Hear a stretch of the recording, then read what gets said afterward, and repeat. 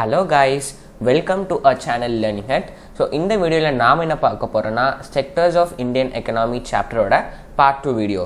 So நான் சொல்லி கொடுக்கிறது உங்களுக்கு பிடிச்சிருந்தா மறக்காம நம்ம சேனலுக்கு subscribe பண்ணுங்க, லைக் பண்ணுங்க, கமெண்ட் பண்ணுங்க, ஷேர் பண்ணுங்க. வாங்க ஸ்டார்ட் பண்ணலாம். So last வீடியோல நாம என்ன பார்த்தோம்னா இந்த சாப்டரோட இன்ட்ரோடக்ஷன் பார்த்தோம். அதுக்கப்புறம் எக்கனாமிக் ஆக்டிவிட்டீஸை எப்படி கிளாஸிஃபை பண்ணும் அப்படிங்கிறத பார்த்தோம். அதுக்கப்புறம் நாம் எப்படி கண்ட்ரீஸை கம்பேர் பண்ணணும், எப்படி ஸ்டேட்ஸை கம்பேர் பண்ணணும், எந்த வேல்யூ எடுக்கணும். ஸோ பார்த்தோம். ஸோ நம்ம எப்பயுமே ஃபைனல் குட்ஸ் அண்ட் வேல்யூஸ் தான் எடுக்கணும், அது பார்த்தோம். அதுக்கப்புறம் ஜிடிபின்னா என்னென்னு பார்த்தோம். ஸோ ஜிடிபின்னா ஒன்றும் இல்லை, ஒவ்வொரு செக்டாரோடைய டோட்டல் ப்ரொடக்ஷன், அதாவது the value of final goods and services produced in each sector during a year. So அந்த மாதிரி ஒவ்வொரு செக்டருக்கும் கேல்குலேட் பண்ணி நம்ம ஆட் பண்ணால் நமக்கு என்ன கிடைச்சிரும், ஜிடிபி கிடைச்சிரும். அதுக்கப்புறம் ஹிஸ்ட்ரி இந்த செக்டர்ஸ் பார்த்தோம், கரெக்டாக. ஸோ இதோட டீட்டெயில்டு எக்ஸ்ப்ளனேஷன் உங்களுக்கு வேணும்னா பார்ட் 1 வீடியோவோடைய டிஸ்கிரிப்ஷனில் நான் லிங்க் தரேன், மறக்காமல் பாருங்கள். ஓகே. ஸோ நம்ம லாஸ்ட் வீடியோ வரைக்கும் ஹிஸ்ட்ரி இந்த செக்டர்ஸ் வரைக்கும் பார்த்தோம், கரெக்டாக. அதாவது இனிஷியலி வந்து ப்ரைமரி செக்டர் பூமாக இருந்துச்சு, அதுக்கப்புறம் என்ன நடந்துச்சு, செகண்டரி செக்டர், அதுக்கப்புறம் டெர்ஷரி செக்டர், கரெக்டாக. ஸோ இதுதான் பேட்டர்ன். ஓகே.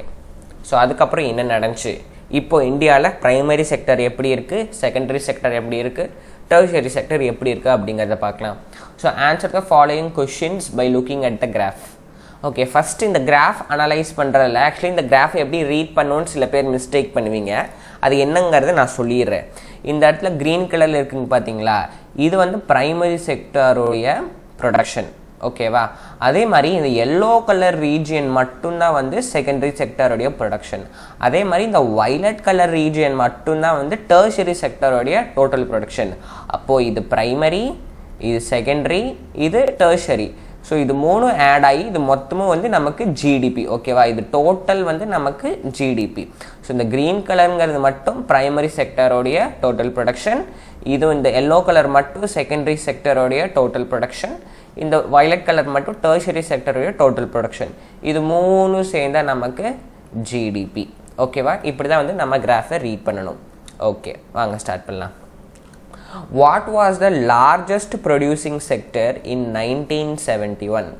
1970 to 1971 யார் லார்ஜஸ்ட் ப்ரொடியூசர்? ஸோ எந்த செக்டர், அப்போ எதோட கிராஃப் அதிகமாக இருக்குது, இந்த க்ரீன் கலர் ரீஜன் தான் அதிகமாக இருக்குது when compared to other sectors.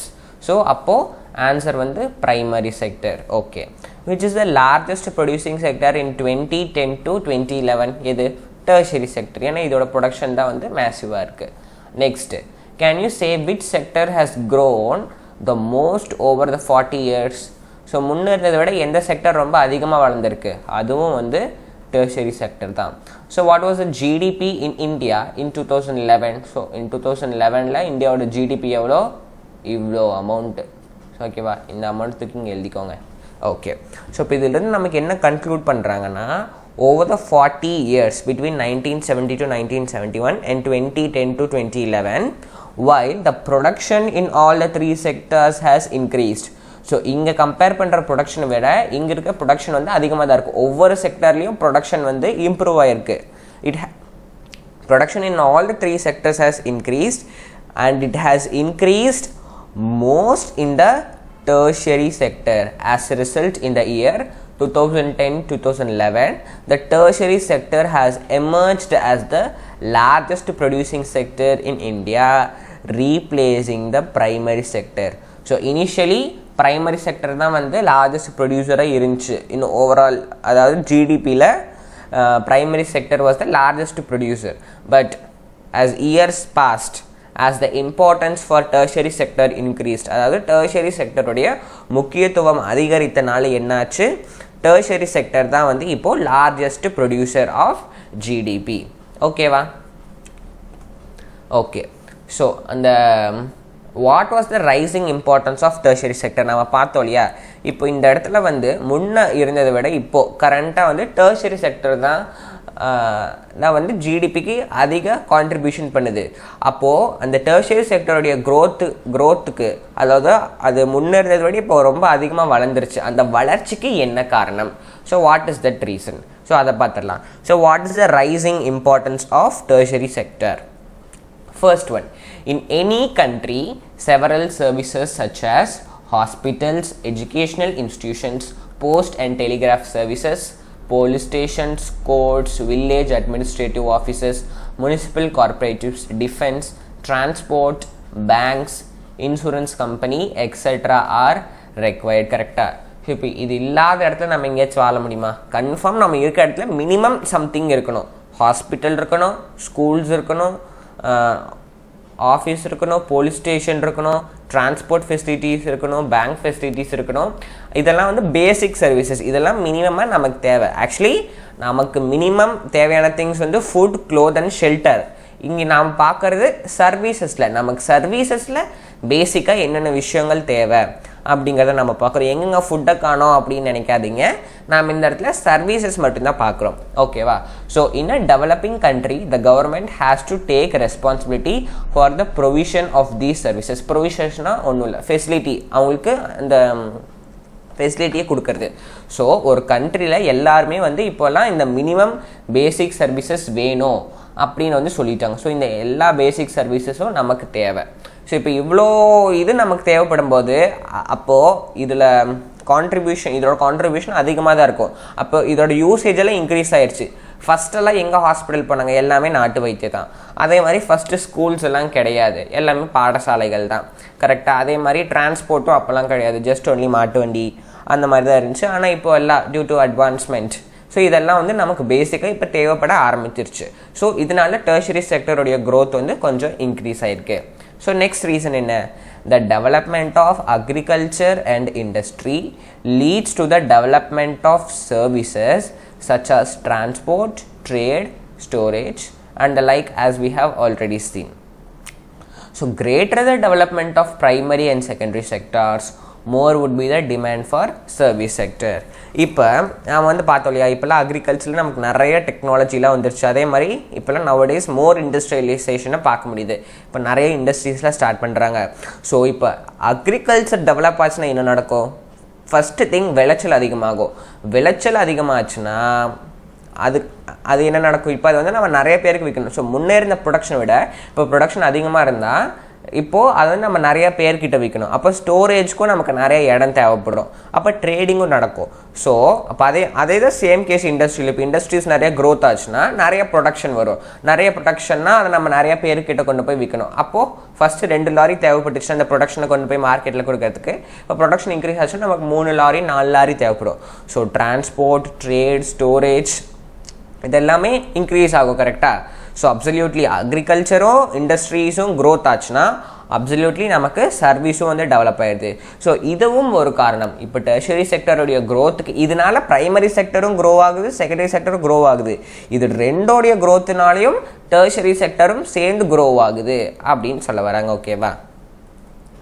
So totally நமக்கு 4 ரீசன்ஸ். தேர்ட் ரீசன் என்னன்னு பார்த்துடலாம். ஆஸ் இன்கம் லெவல் ரைசஸ், அதாவது பீப்புளோடைய இன்கம், அவங்களோட மந்த்லி சேலரி இல்லை ஆனுவல் இன்கம் அதெல்லாம் வந்து இப்போது இன்க்ரீஸ் ஆக ஆரம்பிச்சிருச்சு. certain sections of people start demanding many more services. So அப்போ certain sectionsனால் யாரெல்லாம் அதிக வருமானம் வாங்குறாங்களோ, இப்போல்லாம் வந்து இப்போ நிறைய சேலரி, இப்போது ஃபார் எக்ஸாம்பிள் நம்ம கொஞ்சம் எக்ஸ்பீரியன்ஸ் ஆகிட்டோன்னா இல்லை நம்ம ஒரு லீடிங் இன்ஸ்டியூஷன்லாம் படித்தோன்னா நம்மளோட இன்கம் வந்து அதிகமாக இருக்கும். இப்போ ரீசெண்டாக கூட நான் நியூஸில் பார்த்தேன், ஒருத்தங்க வந்து கூகுளில் ப்ளேஸ் ஆகிருக்காங்க. இயர்லி 1.25 lakhs per annum, இவ்வளோ சேலரி பேக்கேஜ். கரெக்டாக? ஸோ இப்போ நம்ம ஹைலி எஜுகேட்டடாக இருந்தால் கன்ஃபார்ம் வந்து நம்மளோட சேலரியும் அதிகமாக தான் இருக்கும். கரெக்டாக? ஸோ அப்போது இன்கம் லெவல் ரைஸ் ஆகும்போது people start demanding for many more services. அவங்க வந்து நிறைய சர்வீசஸ் இருக்கணும்னு எதிர்பார்க்குறாங்க. என்ன type of services? Eating out, அதாவது ஹோட்டலுக்கு போகிறது, டூரிசம், வெளியே டூர் போகிறது, shopping, private hospitals, private schools, professional training. So இந்த மாதிரி விஷயத்தெல்லாம் அவங்க எதிர்பார்க்க ஆரம்பிக்கிறாங்க. கரெக்டாக? ஸோ இப்போ அவங்கக்கிட்ட மணி இருக்குன்னா அவங்க கன்ஃபார்ம் ப்ரைவேட் ஸ்கூலுக்கு தான் போகணுன்னு அவங்க நினைப்பாங்க. ஓகேவா? ஏன்னா அவங்களுக்கு நிறையா ஃபெசிலிட்டிஸ் அங்கே கிடைக்குதுன்னு அவங்க நினைக்கிறாங்க. So you can see this change quite sharply in cities, especially in big cities. So இதெல்லாம் நம்ம எங்கே பார்க்கலாம்னா சிட்டிஸில் பார்க்கலாம். மோஸ்ட்லி வில்லேஜஸில் இந்த மாதிரி டெவலப்மெண்ட்டை நம்மளால் பார்க்க முடியாது. சிட்டிஸில் வந்து நம்ம பார்க்கலாம். ஓகேவா? ஸோ இது தேர்ட் ரீசன். ஃபோர்த் ரீசன் என்ன?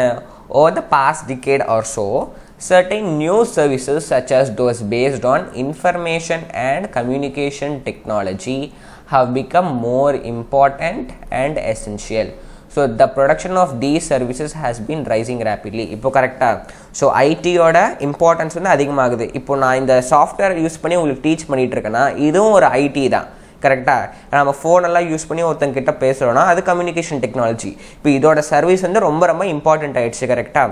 ஸோ இதுவும் வந்து டெர்ஷரி செக்டருடைய க்ரோத்துக்கு ரொம்ப ரொம்ப இம்பார்ட்டண்ட். ஓகேவா? So what is the reason for rising importance of tertiary sector? நாலு ரீசன் தான். ரொம்ப ரொம்ப simple. First one, need for basic services. Second one, development of primary and secondary sector leads to the development of tertiary sector. As income level rises, people demand for more services. Correct? Hotel போறது, tour போறது, private schools, private hospitals அதெல்லாம். அதுக்கப்புறம் information technology and communication technology has become more essential. ஓகேவா? இது நான் just ஒரு short சம்மரியாக கொடுத்துருக்கேன். Okay, so இது வந்து நம்ம இந்தியாவோடைய ஜிடிபி, நம்ம இந்தியாவோட ஜிடிபியோட growth. So initially in 1970 to 1971 நான் சொன்னேன் இல்லையா, primary sector was the major producer to GDP. அதுக்கப்புறம் செகண்டரி, அதுக்கப்புறம் டெர்ஷரி. அதுக்கப்புறம் இப்போ தான் வந்து டெர்ஷரி செக்டருடைய இம்பார்ட்டன்ஸ் அதிகமானனால என்னாச்சு, டெர்ஷரி செக்டருடைய ப்ரொடக்ஷன், அதாவது அதோடைய கான்ட்ரிபியூஷன் டு ஜிடிபி வந்து இன்க்ரீஸ் ஆயிடுச்சு. கரெக்டாக? So you must remember that not all of the service sector is growing equally well. இப்போ சர்வீஸ் செக்டர்னா schools, hospitals, tourism, banking, police station அது மட்டும்தான் சர்வீஸ் செக்டரில் வருமா? வராது. பார்பர் ஷாப்பும் நமக்கு சர்வீஸ் செக்டரில் தான் வரும். கரெக்டாக? க்ரோசரி ஷாப்பும் நமக்கு சர்வீஸ் செக்டரில் தான் வரும். டிரான்ஸ்போர்ட்டேஷனும் நமக்கு சர்வீஸ் செக்டரில் தான் வரும். இப்போ அவங்களாம் வந்து க்ரோ ஆகிருக்காங்கன்னா இல்லை. கரெக்டாக? இப்போ நம்ம க்ரோத் எங்கே பார்க்கலாம்? ஐடியில் பார்க்கலாம், கம்யூனிகேஷன் டெக்னாலஜியில் பார்க்கலாம், ஹோட்டல்ஸில் பார்க்கலாம். அங்கெல்லாம் வந்து க்ரோத் நடந்திருக்கு. இப்போ முன்னே இருந்ததை விட இப்போ சலூன்லலாம் அதிக க்ரோத் இருக்கா? இல்லை. So service sector in India employs many different kinds of people. At one end, there are limited number of services that employ highly skilled and educated workers. இப்போ ஐடிலையோ இல்லை கம்யூனிகேஷன் டெக்னாலஜிலையோ நம்ம டூரிசம்லையோ நம்ம ஒர்க் பண்ணோன்னா we should be enough educated. கரெக்டாக? நமக்கு அந்த தேவையான படிப்பு தேவை. At the other end, there are very large number of workers engaged in services such as small shopkeepers, repair persons, transport persons, இப்போ பிளம்பர், அதுக்கப்புறம் சின்ன அந்த தள்ளு வண்டியெலாம் இழுத்துட்டு போவாங்கள்ல அவங்க, டிரான்ஸ்போர்ட் பர்சன்ஸ். இப்போது அங்கெல்லாம் வந்து அவ்வளோவா நம்ம படிச்சிருக்கணும்னு அவசியம் கிடையாது. ஸோ அதே சமயத்தில் இந்த மாதிரி ரீஜனில் வந்து அவ்வளோக்கா க்ரோத் கிடையாது. கரெக்டாக? இப்போது எத்தனை பேர் ஆட்டோ எடுக்கிறாங்கன்னு நம்மளால், ஆட்டோ யூஸ் பண்ணுற பீப்புள் இருக்காங்க, பட் ட்ரெயின் யூஸ் பண்ணுற அளவுக்கோ இல்லை ஃப்ளைட் யூஸ் பண்ணுற அளவுக்கோ இல்லை பஸ் யூஸ் பண்ணுற அளவுக்கோ ஆட்டோ பீப்புள் இருக்காங்கன்னா நமக்கு தெரியாது. கரெக்டாக? ஸோ அதாவது இங்கே என்ன சொல்ல வராங்கன்னா, ஹோலாக, அதாவது every part of service sector is not growing. ஒரு ரீஜன் மட்டும்தான் க்ரோ ஆகிட்டு இருக்கு. ஓகேவா? So hence only a part of this sector is growing in importance. Okay, so இதுதான் வந்து rising importance of tertiary sector. இந்த 4 ரீசன், இதை நான் டீட்டெயில்டாக தான் பின்னாடி ஸ்லைட்ஸ் சொல்லியிருந்தேன். இன்னொரு விஷயம் என்னென்னா, every part of service sector is not growing, only a part of the sector is growing. இதை 2 மட்டும் ஞாபகம் வச்சுக்கோங்க. அதுக்கப்புறம் இப்போ கரண்ட் சுச்சுவேஷனில் who is the major contributor of ஜிடிபினா நம்மளுடைய டெர்ஷரி செக்டர். ஓகேவா? அவ்வளோதான், இந்த டாபிக் முடிஞ்சு. ஸோ நெக்ஸ்ட்டு, இப்போ where are the most people employed? So initially நம்ம பார்த்தோன்னா ஜிடிபியோட கான்ட்ரிபியூட்டர் யார்? Primary. So as time passed what happened, tertiary sector become more thing. கரெக்டாக? So tertiary sector become the major contributor of GDP. Okay, இப்போ பீப்புளில் எந்த செக்டரில் அதிகமாக எம்ப்ளாய் ஆயிருக்காங்க அப்படின்னு பார்க்கலாம். The share of sectors in employment. So initially primary sector was the major contributor of GDP. So அதே சமயத்தில் மோர் எம்ப்ளாய்மெண்ட்டும் இங்கே தான் அதிகமாக இருந்துச்சு. கரெக்டாக? As time passed what happen, tertiary sector was the major contributor of GDP. ஆனால் அப்பையும் வந்து பீப்புள் எங்கே அதிகமாக வேலை செய்கிறாங்க? அதே பிரைமரி செக்டாரில் தான்.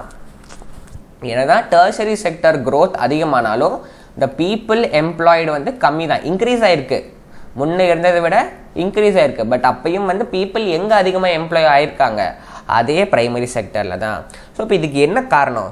இனிஷியலாக அக்ரிகல்ச்சர் வந்து மேஜர் கான்ட்ரிபியூட்டராக இருந்துச்சு ஜிடிபிக்கு. இந்த கிராஃபை வந்து நீங்கள் கன்ஃபியூஸ் பண்ணிக்கூடாது. இது வேறு கிராஃபு, இது வேறு கிராஃபு.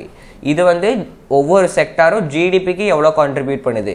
இந்த கிராஃப் வந்து ஒவ்வொரு செக்டர்லேயும் எவ்வளோ பீப்புள் வந்து எம்ப்ளாய் ஆகிருக்காங்கிறது வந்து இந்த கிராஃப். ஓகேவா? ஸோ இப்போது டாபிக்குள்ளே வரலாம். இனிஷியலாக ப்ரைமரி செக்டார் தான் வந்து ஜிடிபிக்கு அதிக கான்ட்ரிபியூட்டர். அப்போது ஆப்வியஸ்லி அங்கே தான் அதிக பீப்புள் எம்ப்ளாய் ஆகிருப்பாங்க. So as years passed tertiary செக்டருடைய இம்பார்ட்டன்ஸ் அதிகமாகி இப்போ டெர்ஷரி செக்டர் தான் வந்து மேஜர் கான்ட்ரிபியூட்டர் ஆஃப் ஜிடிபி. அப்போது இங்கே தானே பீப்புள் அதிகமாக எம்ப்ளாய் இருக்கணும். ஏன்னா இங்கே தான் வந்து நமக்கு அதிக ப்ரொடக்ஷன் வந்து அதிக ஜிடிபி இன்க்ரீஸ் ஆகுது. பட் ஆனால் அப்பையும் பீப்புள் எங்கே எம்ப்ளாய் ஆயிருக்காங்க? அதே ப்ரைமரி செக்டர்லாம். ஸோ அதான் இங்கே என்ன கேட்குறாங்கன்னா, why didn't a similar shift out of primary sector happen in case of employment? So primary sector வந்து இனிஷியலி அதிகமாக இருந்துச்சு, அப்புறம் குறைஞ்சிருச்சு. அப்போ அதே மாதிரி எம்ப்ளாய்மெண்ட்லேயும் ப்ரைமரியில் அதிகமாக இருந்து குறைஞ்சிருக்கணும்ல அப்படின்னு கேட்குறாங்க. அப்படி ஏன் நடக்கலை?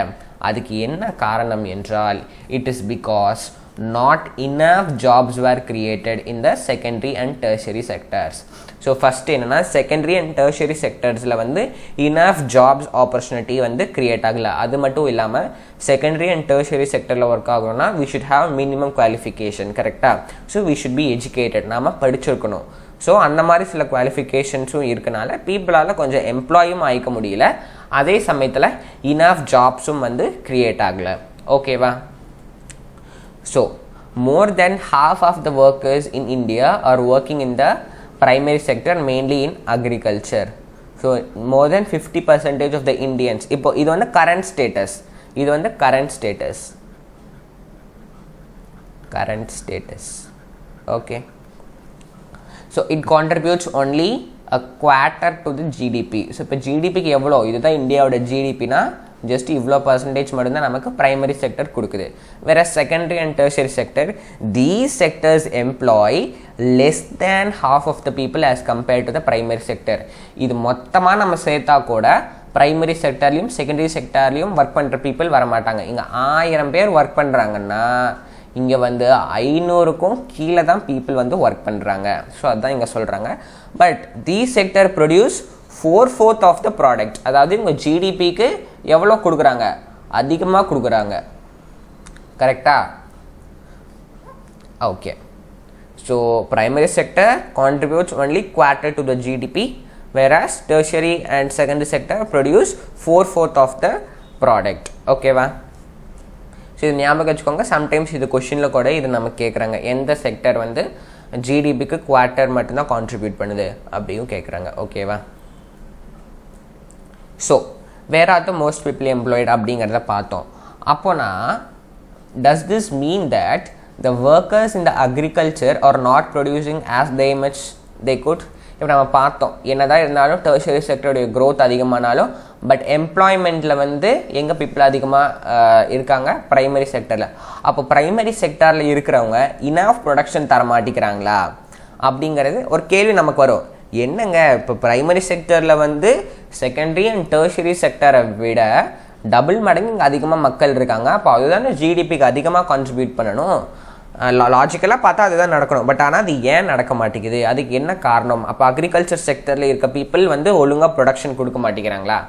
அதுக்கு என்ன காரணம் அப்படின்னு பார்த்தீங்கன்னா, த reason is more people are employed in the agriculture than the requirement. அதாவது தேவைக்கேற்ப, அதாவது நம்மளோட தேவை வந்து இங்கே அக்ரிகல்ச்சர் செக்டரில் ஒரு 100 பேர் தான் வேணும்னா, பட் ஆனால் இங்கே 1000 பேர் வேலை செய்கிறாங்க. அதுதான் வந்து இந்த அக்ரிகல்ச்சர் செக்டரில் இருக்கிற முக்கியமான பிரச்சனை. தேவைக்கு அதிகமாக வந்து அங்கே நிறைய பேர் வந்து வேலை செய்கிறாங்க. Even if we remove few of them the production will not be affected. இப்போ ஃபார் எக்ஸாம்பிள் நாம் இந்த கிராஃப் பார்த்தோம். கரெக்டாக? ஸோ இதுதான் வந்து இப்போது இனிஷியலாக வந்து, அதாவது கரண்ட் சுச்சுவேஷனில் நம்ம இந்தியாவுடைய ஜிடிபி, அதாவது அக்ரிகல்ச்சர் கான்ட்ரிபியூட் பண்ணுற இது. இப்போ இதிலிருந்து நம்ம சில பேரை ரிமூவ் பண்ணாலும் கூட நமக்கு இந்த ப்ரொடக்ஷன் வந்து அஃபெக்ட் ஆகாது அப்படின்னு சொல்கிறாங்க. ஓகேவா? So in other words the people are under employed. So under எம்ப்ளாய்டுனா இதுதான். அதாவது என்னென்னா, இப்போது நமக்கு ஒரு தொழில் செய்கிறதுக்கு 10 பேர் தேவைன்னா, இப்போது நம்ம அந்த 15, இப்போ எக்ஸ்ட்ரா ஒரு 5 பேர் ஆட் ஆனாங்கன்னு வையேன், 10 பேர் செய்ய வேலையை செய்ய வேண்டிய வேலையை 15 பேர் செஞ்சாங்கன்னா அப்போ இந்த 5 பேர் வந்து அண்டர் எம்ப்ளாய்டு. ஓகேவா? ஸோ இந்த அண்டர் எம்ப்ளாய்டுனா ஒன்றும் இல்லை, அதாவது ஆக்சுவலி அவங்க தேவையே இல்லை, பட் ஆனால் அவங்க வேறு ஜாப் இல்லைங்கிறனால இதில் போய் அவங்க ஜாயின் ஆகிட்டு அவங்க வேலை செய்கிறாங்க. ஸோ இந்த அண்டர் எம்ப்ளாய்மெண்ட்டோட முக்கியமான விஷயம் என்னென்னா, there is a split of labor effect. There is a split in labor effort. First is effect and solita, sorry. There is a split in labor effort. இந்த லேபர் எஃபர்ட்னா ஒன்றும் இல்லை. இப்போ நான் சொன்னேன் இல்லையா, ஒரு வேலை செய்கிறதுக்கு நமக்கு 10 பேர் தேவைன்னு சொல்லியிருந்தேன். அப்போ இந்த 10 பேரும் அவங்களோட ஃபுல் பொட்டன்ஷியலை போட்டால் தான் இந்த வேலையை முடிக்க முடியும். அதாவது அவங்களுடைய எஃபர்ட் எப்படி இருக்கணும், அவங்களுடைய 100% அவங்க கொடுக்கணும். அப்போ தான் வந்து அந்த 10 பேராலையும் அந்த வேலையை செய்ய முடியும். இப்போ நம்ம எக்ஸ்ட்ராவாக ஒரு 5 பேர் ஆட் ஆகுறதுனால என்ன ஆகும், இப்போ இவங்க 100% எஃபர்ட் போட தேவையில்லை, ஏன்னா எக்ஸ்ட்ரா ஒரு 5 பேர் இருக்காங்க. ஸோ அப்போது இவங்க வந்து அவங்களோட ஃபுல் பொட்டென்ஷியலில் ஒர்க் பண்ண மாட்டாங்க. கரெக்டாக? ஸோ இதுதான் வந்து அண்டர் எம்ப்ளாய்மெண்ட். அதாவது பீப்புள் வந்து ஜாபில் இருப்பாங்க, பட் ஆனால் அவங்களுடைய ஃபுல் பொட்டென்ஷியல் வந்து அவங்க யூஸ் பண்ண மாட்டாங்க. ஸோ எம்ப்ளாய்மெண்ட்டுங்கிறப்ப actually the meaning of employment, employed அப்படின்னு என்ன அர்த்தம்னா, நம்மளோட ஃபுல் பொட்டென்ஷியலை போட்டு நம்ம வேலை செய்கிறோம் அப்படிங்கிறது அர்த்தம். ஸோ இதே அண்டர் எம்ப்ளாய்டுனா அவங்களோட ஃபுல் பொட்டென்ஷியலை யூஸ் பண்ணி அவங்க வந்து ஒர்க் பண்ண மாட்டாங்க. ஓகேவா? இப்போ நமக்கு ஒரு எக்ஸாம்பிள் கொடுத்துருக்காங்க, அது என்னங்க அதை பார்த்தலாம். லக்ஷ்மி, இவங்க தான் வந்து லக்ஷ்மி. ஓகேவா? So Lakshmi is having 2 hectares of unirrigated land. நிறைய பேர் வந்து ஹெக்டார்ஸும் ஏக்கர்ஸும் சேம்னு நினச்சிட்டு இருப்பீங்க. ஹெக்டார்ஸ் வேறு, ஏக்கர்ஸ் வேறு. ஓகேவா? They both are not same. Okay. So Lakshmi is having 2 hectares of unirrigated land. அதாவது அன்இரிகேட்டட் லேண்ட்னா ஒன்றும் இல்லை, அவங்கக்கிட்ட லேண்ட் இருக்குது, பட் ஆனால் அவங்களோட இரிகேஷன் வந்து கம்ப்ளீட்லி நேச்சரை டிபெண்ட் பண்ணி தான் இருக்குது. அதாவது ரெயின், மான்சூன் அதெல்லாம் வந்து டிபெண்ட் பண்ணி தான் இருக்குது. அவங்களுக்கு வந்து தனியாக எந்த பம்ப் செட்டோ அந்த மாதிரி எதுவும் கிடையாது. ஓகேவா? ஸோ அவங்க ஃபேமிலியில் 5 members இருக்காங்க. So all 5 members of her family work in the land because they did not have any other job. ஏன்னா அவங்க வீட்டில் 5 பேருமே இதே லேண்டில் தான் ஒர்க் பண்ணுறாங்க. ஏன்னா சில பேர் வந்து வேறு ஜாப் இல்லாத காரணத்தினால அவங்க வந்து இந்த வேலையை செய்கிறாங்க. So everyone will be working, but actually their labor effort gets divided. இப்போ ஃபார் எக்ஸாம்பிள் இது வந்து ஜஸ்ட் 2 hectares ஆஃப் லேண்ட். கரெக்டாக? இது வந்து 2 hectares ஆஃப் லேண்ட். ஸோ இந்த லேண்டில் ஒர்க் பண்ணுறதுக்கு ஒரு 2 பேர் போதும், பட் எக்ஸ்ட்ராவாக வந்து இங்கே 3 பேர் வந்து வேலை செய்கிறாங்க. So they are under employed. கரெக்டாக? ஏன்னா ஒரு வேலைக்கு வந்து அவங்க தேவையில்லை, 2 பேர் தான் ரெக்குயர்மெண்ட்டு. ஆனால் இந்த 3 பேருக்கு வேறு ஜாப் கிடைக்காதுங்கிற காரணத்தினால அவங்க இது கூடயே போய் ஜாயின் பண்ணிக்கிறாங்க. ஸோ அப்போ இந்த 2 பேரும் அவங்களுடைய 100% எஃபர்ட்டை போட்டால் தான் இந்த லேண்டில் அக்ரிகல்ச்சர் பண்ண முடியும். பட் ஆனால் இங்கே எக்ஸ்ட்ராவாக 3 பேர் வந்துட்டாங்கன்னு வைங்களேன். ஸோ லேபர் எஃபர்ட், அதாவது இவங்க போட வேண்டிய எஃபர்ட் வந்து குறைஞ்சி போயிடும். இவங்க முன்னே 100% போட்டாங்கன்னா இப்போ இவங்க 80% போட்டால் போதும். ஏன்னா இப்போ இவங்களும் வந்து ஒரு 80% போடுவாங்க. கரெக்டாக? So the labor effort gets divided. So this is the situation of underemployment. So இப்போ உங்களுக்கு underemploymentனா என்ன, underemployedனா என்னன்னு வந்து உங்களுக்கு புரிஞ்சிருக்கும். So where people are apparently working, people வந்து வேலை செய்வாங்க தான், அவங்களுக்கு ஜாப் இருக்கும், but they are made to work less than their potential. இப்போ எம்ப்ளாய்மெண்ட்னா என்னது, நமக்கு ஒரு வேலை, அந்த வேலைக்கு நம்ம 100% கொடுத்து வேலை செய்யணும், அதுதான் எம்ப்ளாய்மெண்ட்டு. இதே வந்து அண்டர் எம்ப்ளாய்மெண்ட்னா அவங்களுடைய ஃபுல் பொட்டன்ஷியலை போட்டு அவங்களோட ஃபுல் எஃபர்ட்டை போட்டு அவங்க வேலை செய்ய மாட்டாங்க. பொட்டன்ஷியலாக நத்திங் பட் அவங்களுடைய எஃபர்ட். ஓகேவா? So it is also called as disguised unemployment. ஓகேவா? It is also called as disguised unemployment. So under employment or disguised unemployment. ஓகேவா? இது ரெண்டும் வந்து சேம் தான். So under employment is also called as disguised unemployment. So டிஸ்கைஸ்டுனா என்ன அர்த்தம்னா hidden. டிஸ்கைஸ்டுனா hidden, மறைக்கப்பட்ட. அதாவது ஆக்சுவலி பார்த்தா அவங்களுக்கு வந்து ஜாப் இருக்குது, தே ஆர் எம்ப்ளாய்டு.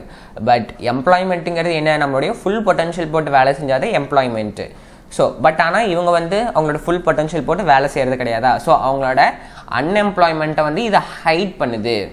ஏன்னா இப்போ இந்த 3 பேரும் வந்து இவங்களுக்கு வேறு வேலை கிடைக்கலனால தான் இங்கே போய் செய்கிறாங்க.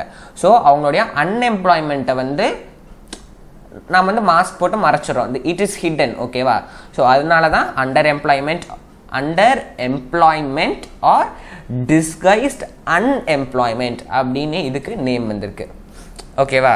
So underemployment can also be seen in other sectors. இது வந்து நம்ம அக்ரிகல்ச்சர் செக்டரில் தான் பார்க்கணுன்னு இல்லை, நம்ம வேறு செக்டர்ஸ்லையும் பார்க்கலாம். ஃபார் எக்ஸாம்பிள் இந்த ரிக்ஷா ஓட்டுறவங்க, கார்ட் புல்லர்ஸ், அவங்க எல்லாருமே they may spend the whole day but earn very little. இப்போது நம்ம யாராவது ஒருத்தவங்க சின்ன சின்ன பொம்மையெல்லாம் வந்து விற்றுட்டு போவாங்களா, அவங்களுக்கு தெரியும் அவ்வளோ பேர் வந்து வாங்க மாட்டாங்கன்னு தெரியும், பட் அப்பயும் வந்து அவங்களுக்கு வேறு ஜாப் கிடைக்காதனால அதே தான் அவங்க செய்கிறாங்க. இப்போ நாம் யாராச்சும் டாய்ஸ் போய் ரோட்டு கடையிலையோ அவங்க வாங்குகிறோம், இல்லை நம்ம ஏதோ டிபார்ட்மெண்டல் ஸ்டோரோ ஏதோ வேறு எங்கேயாச்சும் கிடைக்குதானே போய் வாங்குகிறோம். ஸோ அவங்களுக்கு தெரியும் அவங்க வந்து வாங்க மாட்டாங்கன்னு, பட் அப்பயும் வந்து வேறு வழி இல்லாதனால அவங்க அந்த ஜாபுக்கு போகிறாங்க. ஓகேவா? So these people are also underemployed or disguised unemployment. ஓகேவா? ஸோ அவங்க என்ன தான் ஃபுல் டே ஒர்க் பண்ணாலும் அவங்களுடைய ஏர்னிங்ஸ் எவ்வளோ இருக்கும்?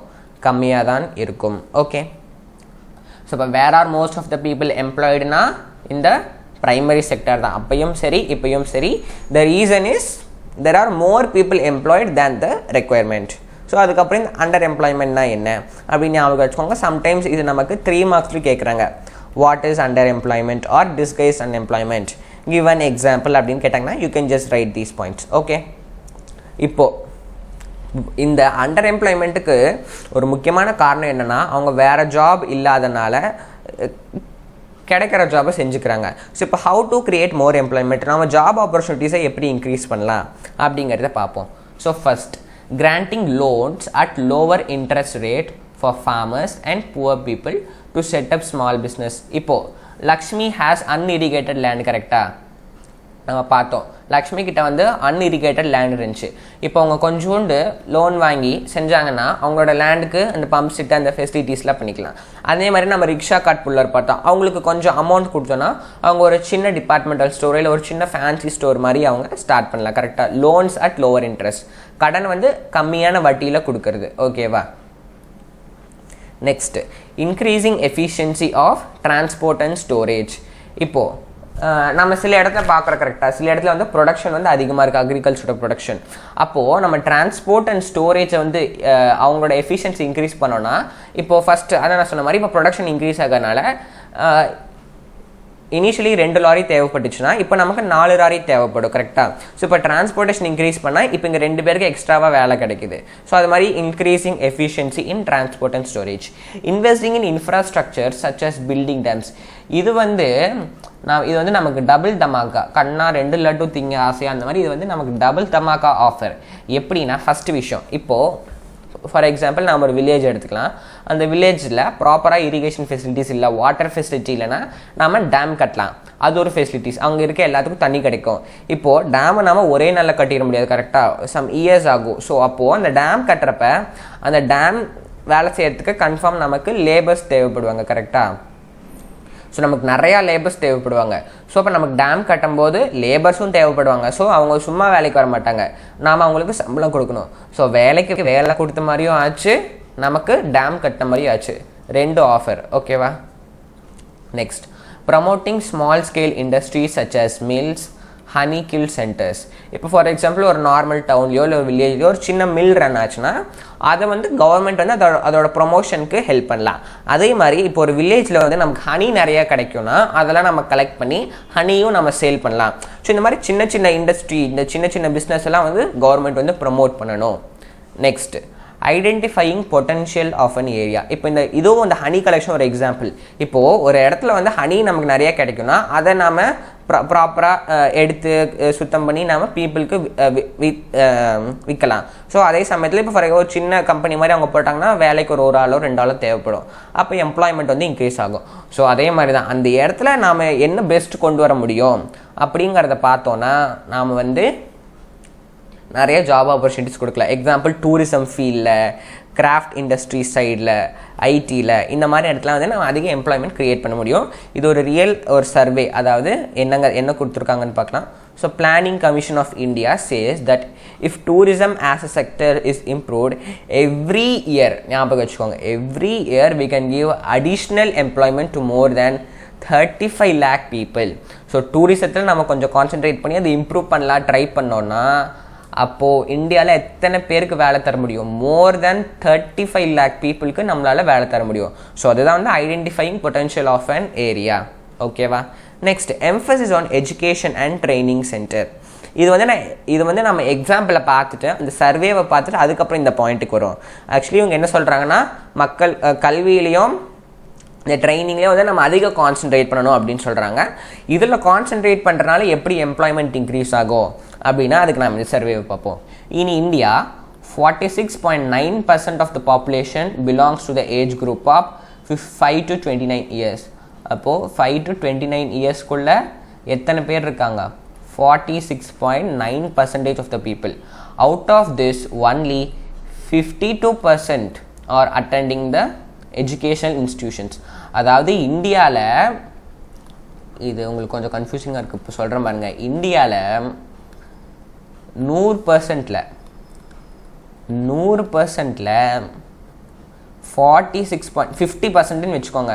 50% ஒரு எக்ஸாம்பிளுக்காக சொல்கிறேன், 46ங்கிறது கன்ஃபியூஷன் தான், 50% வச்சுக்கோங்க. 50% பேர் வந்து இந்த ஏஜ் குரூப்பில் தான் இருக்காங்க. இந்த 50ல் பாதி, இந்த 50லையும் வந்து இப்போ இந்த 50ல் இந்த 50 நம்ம 100ஆக கன்வெர்ட் பண்ணோன்னு வைங்களேன், 100%க்கு இதில் வந்து பாதி, சாரி, ஸோ இந்த 50%ல் பாதி பர்சன்டேஜ் இருக்கும்ல, அவங்க மட்டும்தான் ஸ்கூலுக்கு போகிறாங்க அப்படின்னு சொல்கிறாங்க. இப்போ நம்ம அக்கார்டிங் டு இந்த சர்வேக்கே வந்துடலாம். ஓகே, ஸோ என்ன சொல்லியிருக்காங்கன்னா, அதாவது இந்தியாவில் 46.9% அவங்க வந்து இந்த ஏஜ் குரூப் பிலாங் ஆகுறாங்க.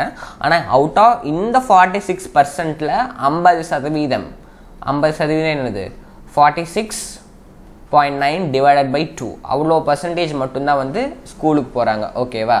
only about 52% are attending education institutions, ஸ்கூலுக்குள்ள போகிறாங்க.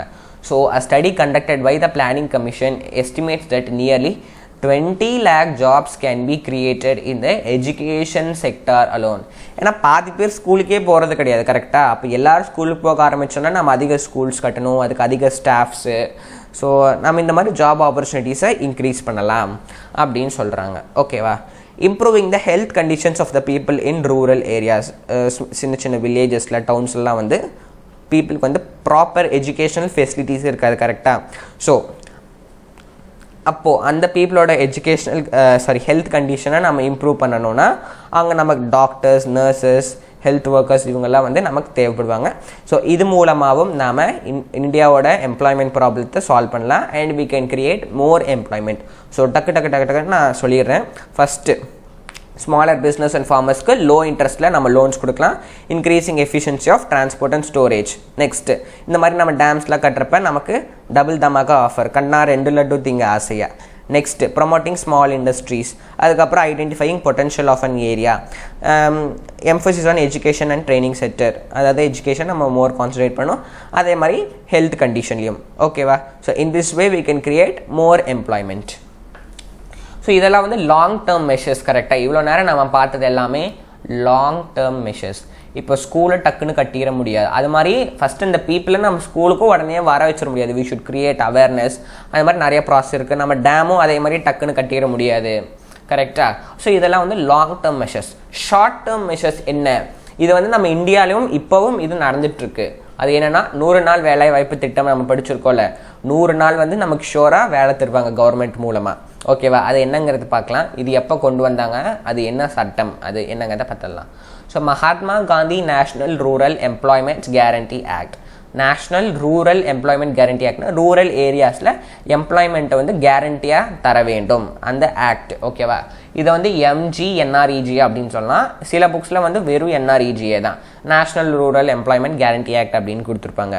ஸோ இந்த லாவை யார் இம்ப்ளிமெண்ட் பண்ணதுன்னா central government. The central government in India made a law implementing the right to work. அதாவது ரைட் டு எஜுகேஷன் என்ன, நீங்கள் வந்து படிக்கிறதுக்கும் உங்களுக்கு 100% ரைட்ஸ் இருக்குது, அதே மாதிரி வேலை செய்கிறதுக்கும் வந்து உங்களுக்கு ரைட்ஸ் இருக்குது அப்படின்னு சொல்லிட்டு according to this right to work வந்து ஒரு ஆக்டை பாஸ் பண்ணுறாங்க.